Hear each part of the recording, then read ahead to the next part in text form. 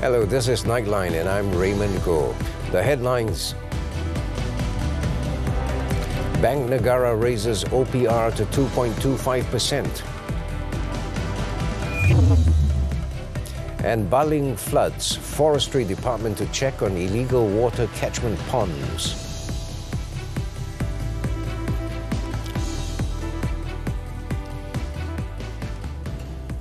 Good morning and thanks for joining us. Bank Negara Malaysia has increased the overnight policy rate OPR by 25 basis points to 2.25% during its fourth Monetary Policy Committee MPC meeting. The ceiling and floor rates of the corridor of the OPR are correspondingly increased to 2.5% and 2% respectively. The central bank said the reopening of the global economy and the improvement in labour market conditions continue to support the recovery of economic activity. Inflationary pressures have also continued to increase, mainly due to elevated commodity prices and strong demand conditions. Consequently, central banks are expected to continue adjusting their monetary policy settings to reduce inflationary pressures. Amid the positive growth prospects for the Malaysian economy, MPC decided to increase the OPR. This is consistent with the MPC's view that the unprecedented conditions that necessitated a historically low OPR have continued to recede. Headline inflation, meanwhile, is projected within 2.2% and 3.2% range this year. Now, will the central bank's decision to raise interest rates have a significant impact on the people? While some believe that it will critically impact those who had re-borrowed in pandemic times to settle their old loans with new loans, others felt that the move reflected the domestic economic activity, which had gained momentum, strengthening the nation's economy. This interest rate rise is not really aimed at addressing the rate of inflation because Bank Negara have maintained their position that inflation this year will be relatively moderate, between 2.3%, 3.3% for headline inflation and between 2 and 3% for core inflation.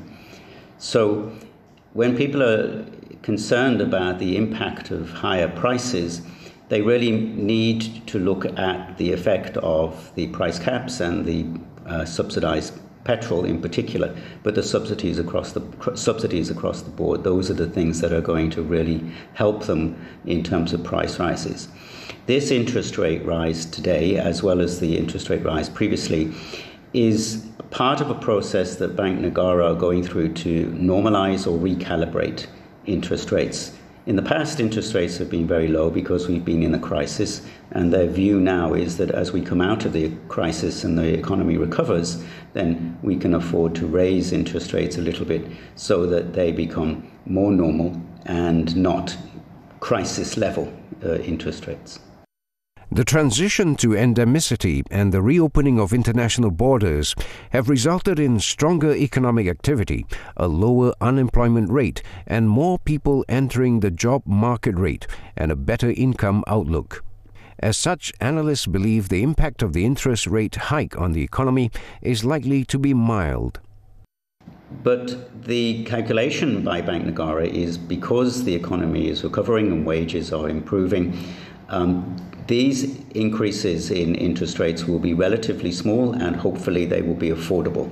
So if, for example, you had a 300,000 ringgit mortgage on an affordable level home, the two increases in interest rates, of which are together make 0.5%, will add about 80 ringgit per month to your loan repayments on a variable mortgage.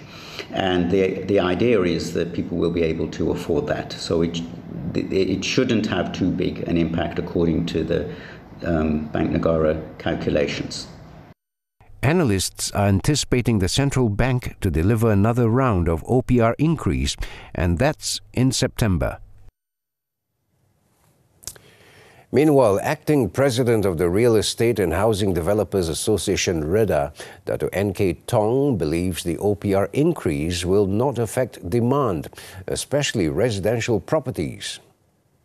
Even if OPR is rising, we are rising from a very low base. So borrowing costs is still very affordable. Let's say if you compare it to the 80s or 90s, when it was very high.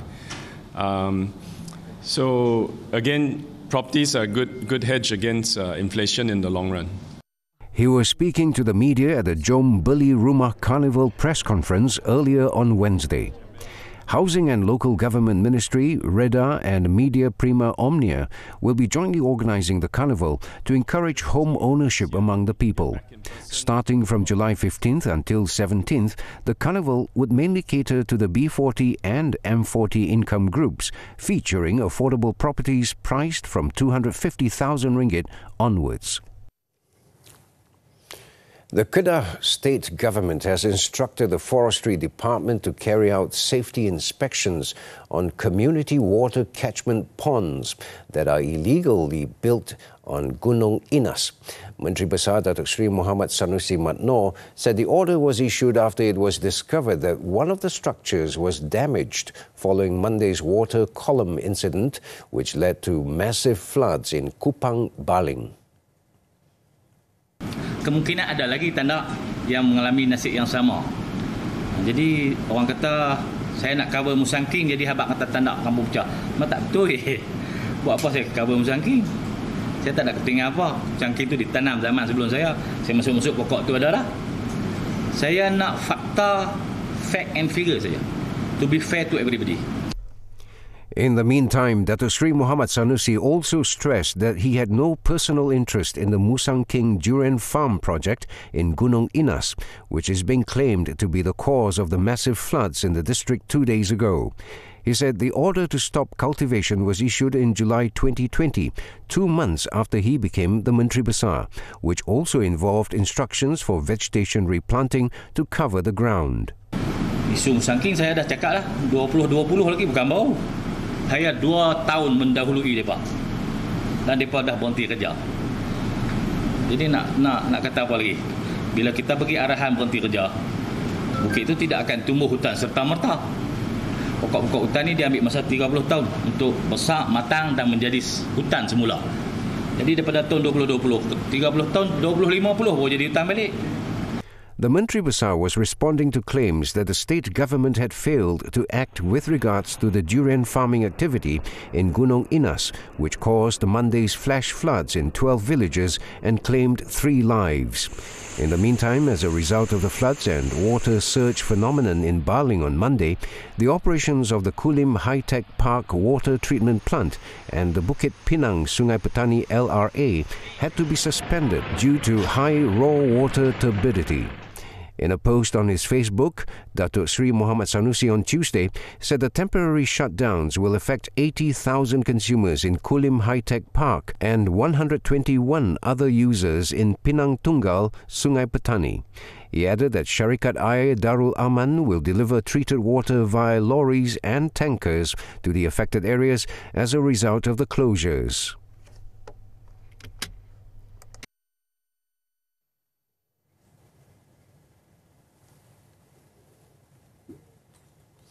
In the meantime, the Environment and Water Ministry is going to implement 4 urgent projects worth 203 million ringgit in Baling, Kedah to prevent the flash floods incident from recurring.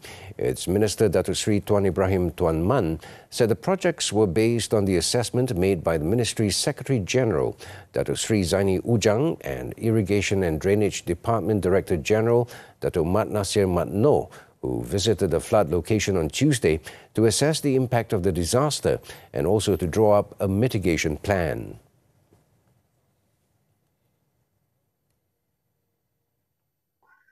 Projek rancangan tempatan banjir Baling fasa 1 sebanyak 15 juta telah pun kita luluskan dan insya-Allah ini menjadikan asas utama kepada penyelesaian masalah banjir yang sering berlaku di kawasan Baling.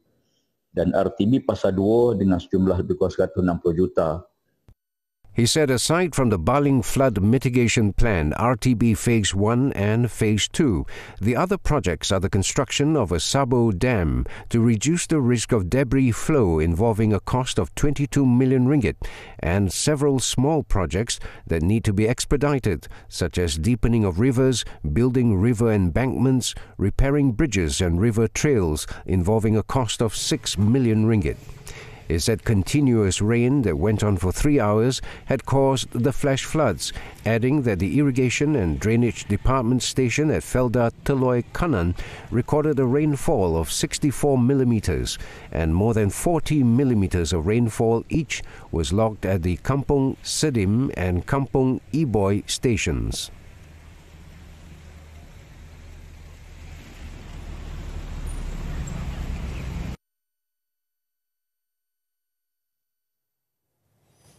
Prime Minister Datuk Sri Ismail Sabri Yaakob flew to the Turkish capital on Wednesday to start the second part of his official visit to Turkey. The special aircraft carrying Datuk Sri Ismail Sabri and his delegation from Istanbul touched down at the Ankara Asamboya International Airport at 4:10 p.m. Malaysian time. He was received by Minister of National Defence, Hulusi Akar, before inspecting a guard of honour. Also present were Foreign Minister Datuk Sri Saifuddin Abdullah, Science, Technology and Innovation Minister Datuk Sri Dr. Adham Baba, Minister in the Prime Minister's Department for Special Functions Dr. Abdul Latif Ahmad, and Deputy Governor of Ankara Berkay Govshina. On Wednesday, the Premier will visit the country's two major players in defence and aerospace, MKE Corporation and Turkish Aerospace Industries TAI, respectively.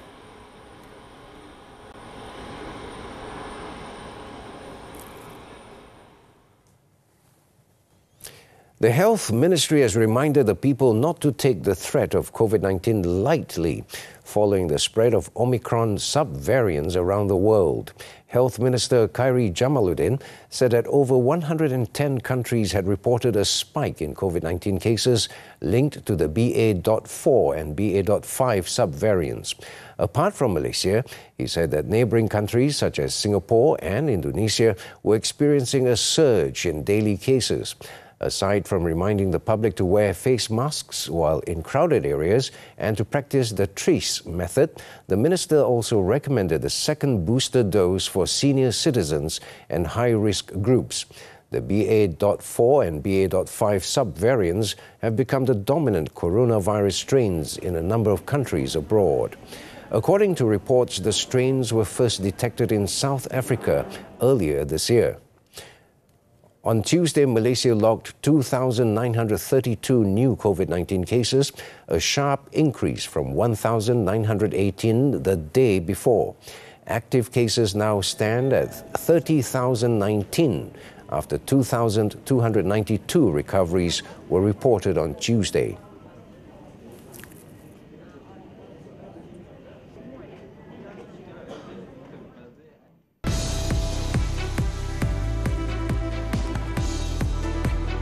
Muslim pilgrims kickstart largest Hajj of COVID-19 era. News from the foreign front when Nightline returns. Stay tuned. On to the foreign front now. The biggest Hajj pilgrimage since the COVID-19 pandemic began kicked off Wednesday, with hundreds of thousands of mostly maskless worshippers expected to circle Islam's holiest site in Mecca, Saudi Arabia.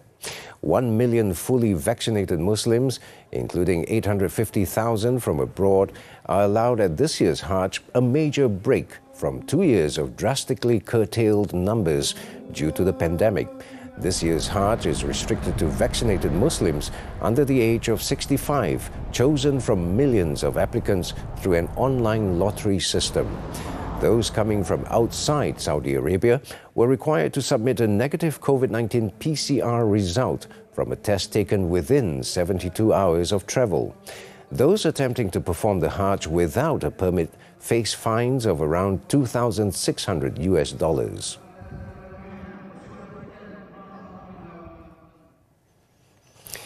British Prime Minister Boris Johnson vowed Wednesday to stay in power, despite the resignations of 2 top cabinet ministers and a slew of more junior officials who said that they could no longer serve under his scandal-tarred leadership.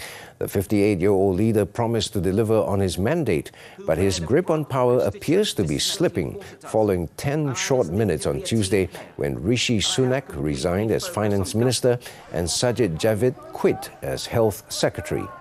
Both said they could no longer tolerate the culture of scandal that has stalked Johnson for months, including lockdown law-breaking in Downing Street that enraged the public who followed the rules. Brushing off calls to resign, Johnson, at the weekly session of Prime Minister's Questions in Parliament, stated that he would only quit if the government could not carry on. He added that the job of a Prime Minister in difficult circumstances, when he has been handed a colossal mandate, is to keep going. An independent investigation to the complaints and grievances. Thousands of people on Australia's east coast fled their homes on Wednesday as torrential rains tracked north after unleashing floods in Sydney that submerged communities, roads and bridges under mud-browned waters. New South Wales authorities have issued fresh flood alerts north of Australia's largest city and warned that rising rain-swollen rivers still posed a danger in parts of Sydney, despite easing rainfall in the city. A total of 85,000 people have been told to leave their homes immediately or be ready to depart imminently, so they will not be stranded by rising flood waters. Prime Minister Anthony Albanese also visited the affected area on Wednesday, promising to look for long-term solutions after multiple flooding disasters across Australia's east coast in the past 18 months. Since the floods began over the weekend, emergency services have issued more than 100 evacuation orders.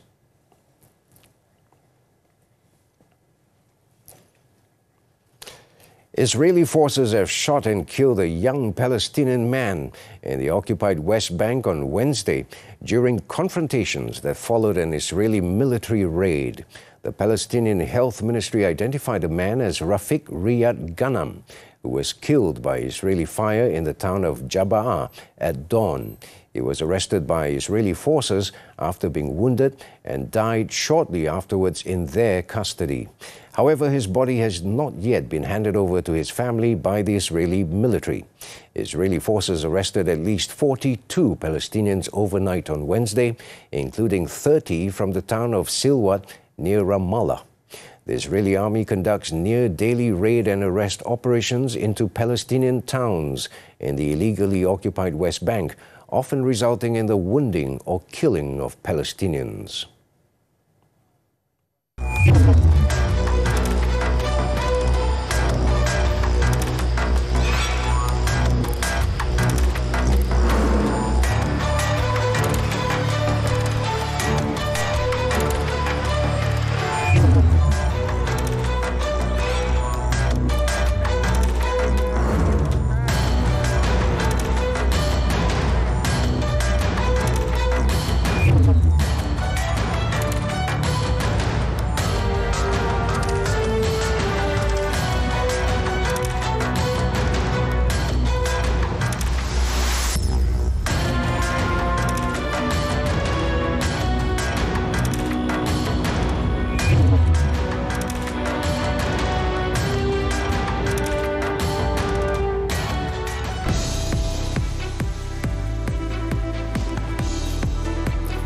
Ziyong storms ahead to second round. Sports is coming up next.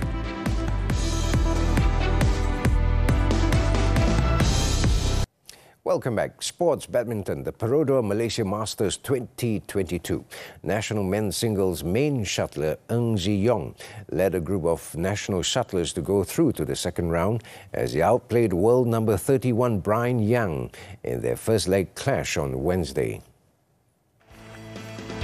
The world number 48 Ng sprung a surprise against Canadian Brian Young 21-15, 21-15 in their first ever meeting in the opening round of the Malaysia Masters.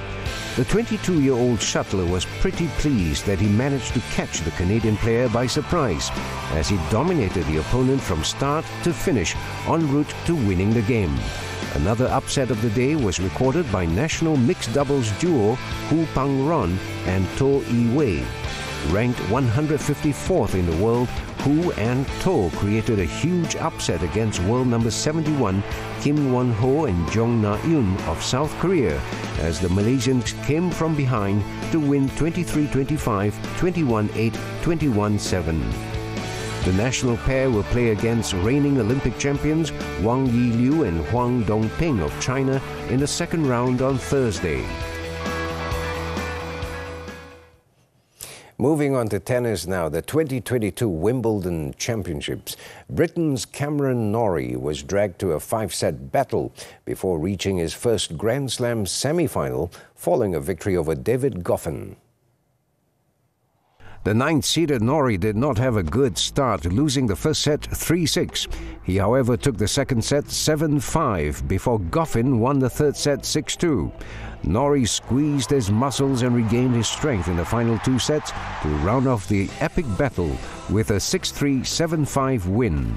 Norrie will now face 6-time champion and top seed Novak Djokovic for a place in the final. The defending champion earlier fought back from 2 sets down to beat Yannick Sinner.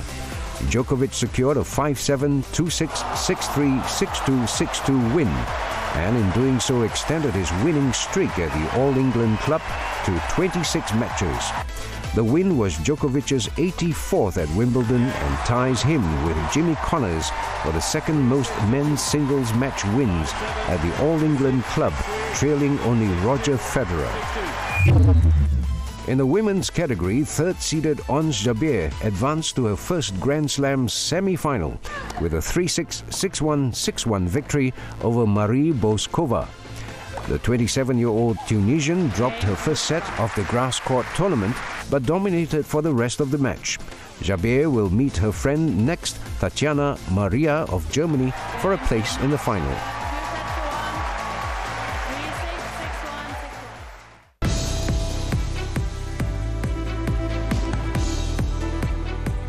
Still to come on Nightline, police cripple vehicle theft syndicate in Kuching. Stay tuned.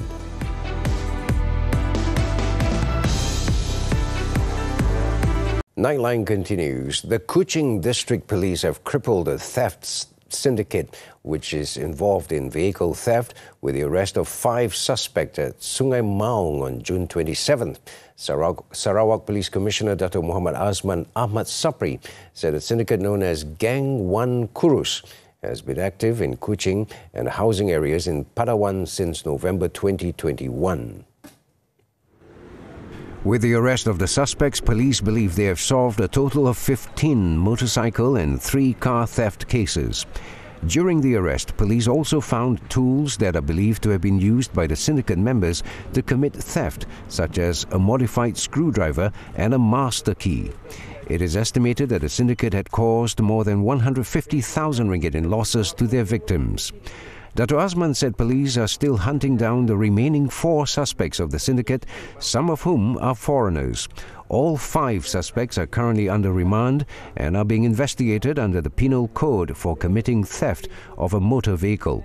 They are also being investigated under the Corrosive and Explosive Substances and Offensive Weapons Act for unlawful possession of corrosive and explosive substances and carrying of offensive weapons.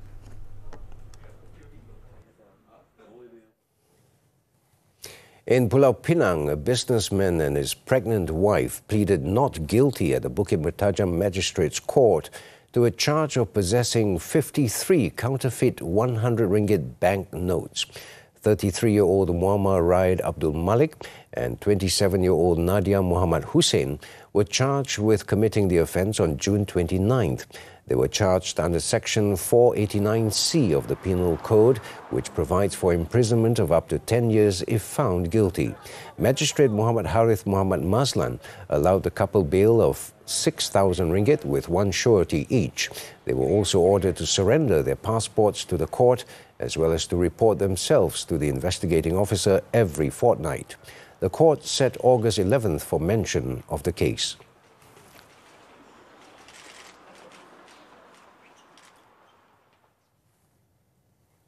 In Selangor, the Petaling Jaya Magistrates Court has granted Muhammad Yassin Sulaiman a discharge not amounting to acquittal or DNAA on a cannabis trafficking charge.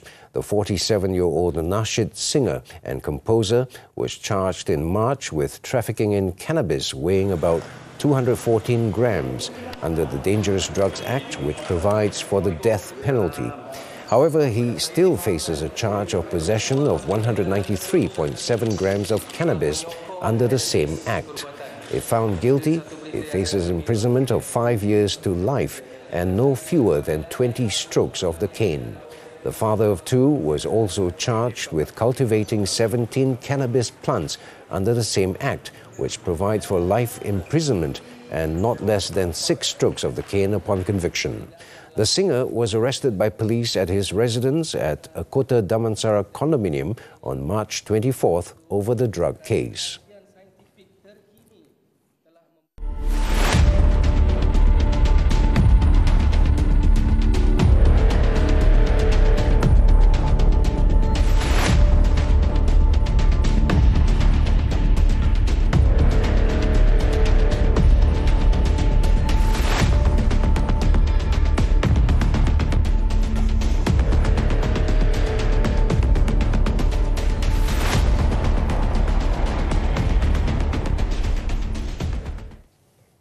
As we wrap up Nightline this time around, let's take a look as members of Iraqi paragliding team launch at sunset from Mount Azma to glide over Iraq's northeastern city of Sulaimaniya. With that, I'm Raymond Go. Thank you for watching and stay safe.